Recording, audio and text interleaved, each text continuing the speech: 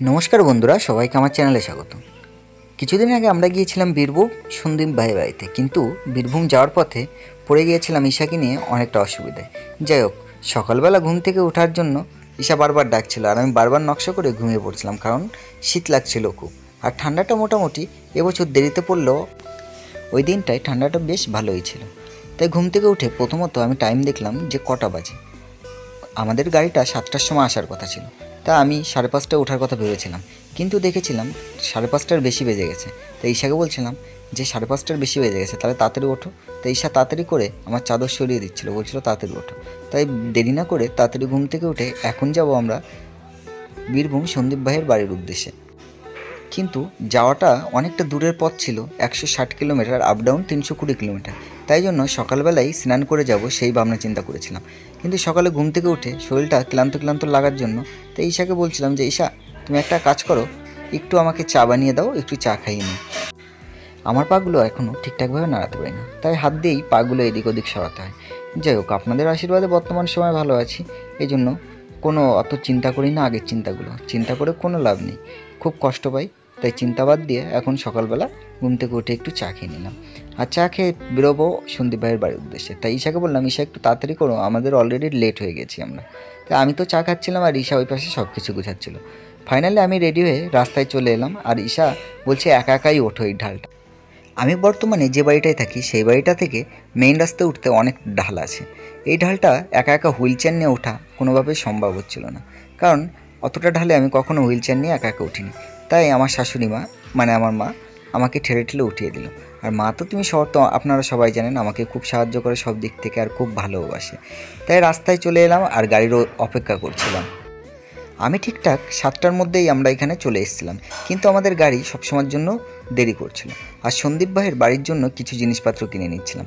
আমি আর ঈশায় এখানে দুজনে দাঁড়িয়েছিলাম গাড়ির জন্য। আর গাড়ি অনেক সময় না আসায় আমি মাকে বলছিলাম, মা তুমি আমাদের মুড়াগাছা বাজারে গিয়ে একটু দেখে আসো কেন গাড়ি আসছে না।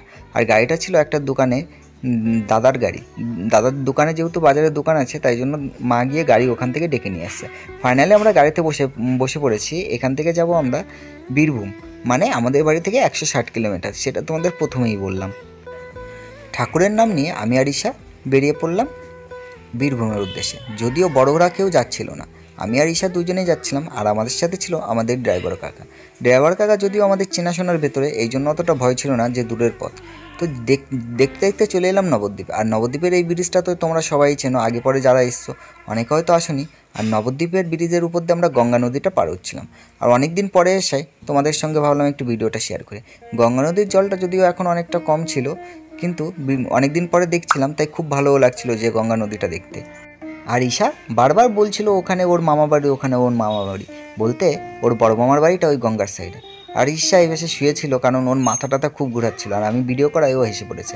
কিছুক্ষণ পরে দেখি পুরো ঈশা একদম মানে হেলান দিয়ে শুয়ে পড়েছে, কারণ ওর মাথা টাথা খুব ঘুরছিল। সকালে কিছু না খাইয়ে আসে, ওর বমি পাচ্ছিল, খুব কষ্ট হচ্ছিল। তা ফাইনালি আমরা দেখতে দেখতে বীরভূম সন্দীপ ভাইয়ের বাড়িতে পৌঁছে গেলাম। যদিও আসার পথে অনেকটা টাইম লেগেছিলো, প্রায় 4-5 ঘন্টা লেগে গেছিলো 160 কিলোমিটার আসতে। এসে দেখি সন্দীপ ভাই বাইরেই বসে আছে, আর সন্দীপ ভাইয়ের ছেলেটা ওখানেই দাঁড়িয়ে আছে আর দেখছে। আমি তো সন্দীপ ভাইয়ের পুরো সামনে এসে সন্দীপ ভাইয়ের সাথে অনেক কথা বলছিলাম, আর খুব ভালো লাগছিল। আর সন্দীপ ভাইয়ের পা দুটো বেঁকা দেখে আমার খুব খারাপ লাগছিল যে সন্দীপ ভাইয়ের পা দুটো বেঁকে গেছে। যদিও আগে আমি অনেকবার ভিডিওতে দেখেছি, সন্দীপ ভাইয়ের সাথে ভিডিও কলে কথা বলেছি, কিন্তু সামনাসামনি দেখে আরও খুব খারাপ লাগছিল।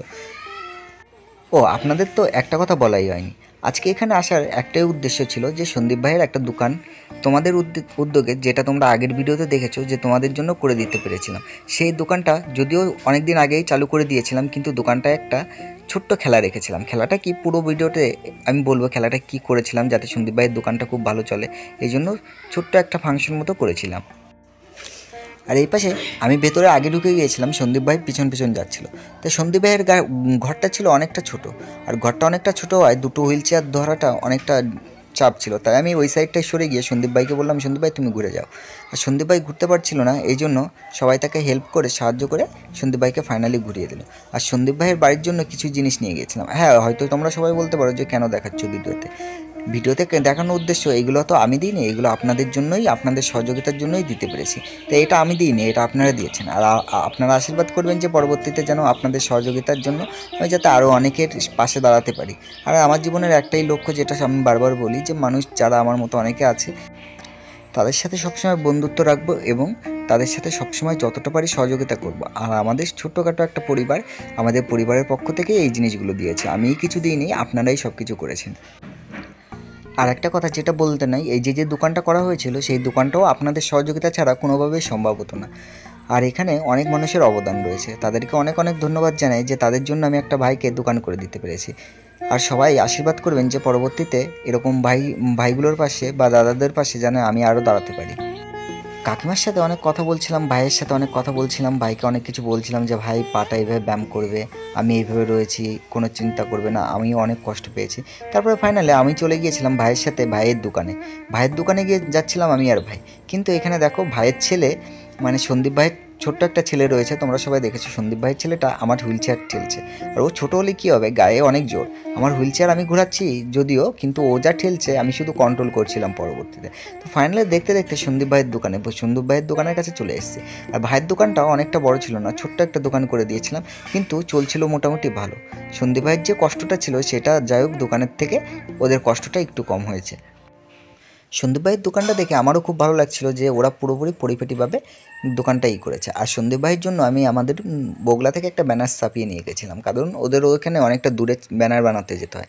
তা আমি আমার শালাবাবু যেহেতু এখানে কাজ করে দোকানে, তাই ওখান থেকে ছাপিয়ে নিয়ে গেছিলাম ব্যানারটা। তাই দোকানটা কেমন লাগলো তোমাদের, আর আমার কাজটা কেমন লাগলো অবশ্যই একটা কমেন্ট করো, আর আমাকে আশীর্বাদ করো, আর ভাইটাকেও আশীর্বাদ করো যাতে আমরা আরও তাড়াতাড়ি সুস্থ হতে পারি। আর যারা সন্দীপ ভাইয়ের লোকেশন, মানে সন্দীপ ভাইয়ের যে বীরভূমের থেকে দেখো ভিডিওটা, অনেকে বীরভূম থেকে আমার ভিডিও দেখে, তারা অবশ্যই সন্দীপ ভাইকে যদি কেউ চিনে থাকো অবশ্যই ভাইকে একটু সাপোর্ট করবে, ভালোবাসা দেবে। ভাইয়ের দোকানে কখনও যদি ওখান দিয়ে যাও ভাইয়ের সাথে দেখা করবে, আমি খুব খুশি হব যে আমার জন্য ভাইয়ের সঙ্গে সবাই চেনা পরিচিত হয়েছে। কারণ ভাই আমাকে আগে বলেছিল যে দাদা আমি খুব কষ্টে থাকতাম, কথা বলার মতো কেউ ছিল না আমার কাছে, এখন আজকাল সবাই অনেকে ফোন করে, অনেকটা মানে এক কথা বলে সবার সঙ্গে খুব ভালো থাকে।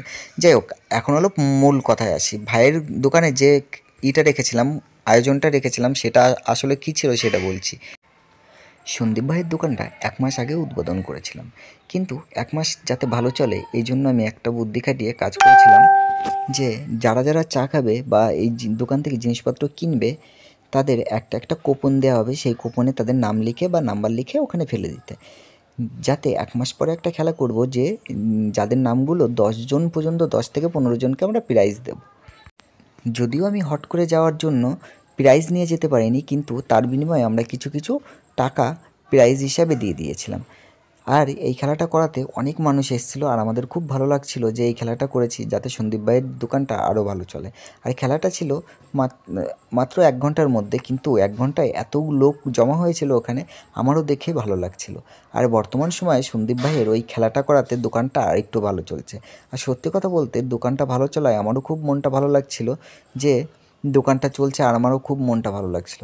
আর দেখো এখানে অনেক লোক এসছে, আর এখানে এই খেলাটা করাতে মহিলা থেকে পুরুষ মানে অনেকেই চা খেতে আসে এখন, আর এই দোকান থেকে অনেক জিনিসপত্র কেনে। তা আমারও খুব ভালো লাগছিল যে যাই হোক আমার উদ্যোগে দোকানটা আরও ভালো চলছে। আর এই যে হলো প্রাইজ মানি খামের ভিতর, চিঠির খামের ভিতর আমরা দিয়েছিলাম।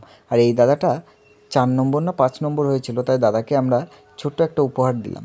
তো আপনাদের কেমন লাগলো এই খেলাটা অবশ্যই বলো, আর আমার বুদ্ধিটা যদি ভুল হয়ে থাকে অবশ্যই একটা কমেন্ট করো। জীবনে মানুষ মাত্রই ভুল করে, আমিও ভুল করি, অনেক ভুল করি জীবনে। যদি কোনো ভুল করে থাকি আপনারা আমার পরিবারের লোক অবশ্যই ভুলটা আমাকে ধরিয়ে দেবেন, যাতে পরবর্তীতে আমি ভুলটা যাতে না করি এবং শুধরে নিতে পারি। যাই হোক, আপনারা সবাই ভালো থাকবেন। আর আরেকটা কথা যেটা না বললে নয়, যে আপনারা যারা নতুন আছেন আমার চ্যানেলে তারা অবশ্যই ভিডিওটা অনেক অনেক শেয়ার করবেন এবং আমার চ্যানেলটা সাবস্ক্রাইব করে দেবেন, আর ভাইটাকে সাপোর্ট করবেন যাতে পরবর্তীতে এইরকম কাজ আরও অনেকে করতে পারে। যাই হোক বন্ধুরা, ভিডিওটা কেমন লাগলো অবশ্যই একটা কমেন্ট করো। আর আমরা এখন বাড়ির দিকে রওনা দেবো, কিন্তু বাড়ির দিকে ফেরার পথে ঈশার খুব শরীর খারাপ হয়েছিল, রাস্তা ভরে বমি করতে করতে এসেছিল। সত্যি কথা বলতে ও মানে বাস ট্যাক্সিতে এত দূর কখনো জার্নিং করেনি, যদিও চেন্নাই থেকে একবার আসার পথে জার্নিং করেছিল, কিন্তু তখন ওর শরীরটা এতটা খারাপ হয়েছিল না। আর এখানে ছোট্ট একটু খাওয়ার ব্যবস্থা করেছিলাম, চা। সবাই তো কিনে খায়, আজকে আমি আসাতে সবার জন্য চা একটু ফ্রি রেখেছিলাম এবং একটু মিষ্টিমুখ করিয়েছিলাম। তাই তোমাদের কেমন লাগলো ভিডিওটা অবশ্যই কমেন্ট করো। আজকের মতো বাই বাই, সবাই ভালো থেকো, সুস্থ থেকো, আর বাইকগুলোকে আশীর্বাদ করো, আমাকে আশীর্বাদ করো, ভাইটাকে আশীর্বাদ করো, আর সবাইকে টাটা করে আমিও জ্বালাম বাড়ির দিকে রওনা দিলাম। আর আপনারা সবাই ভালো থাকবেন।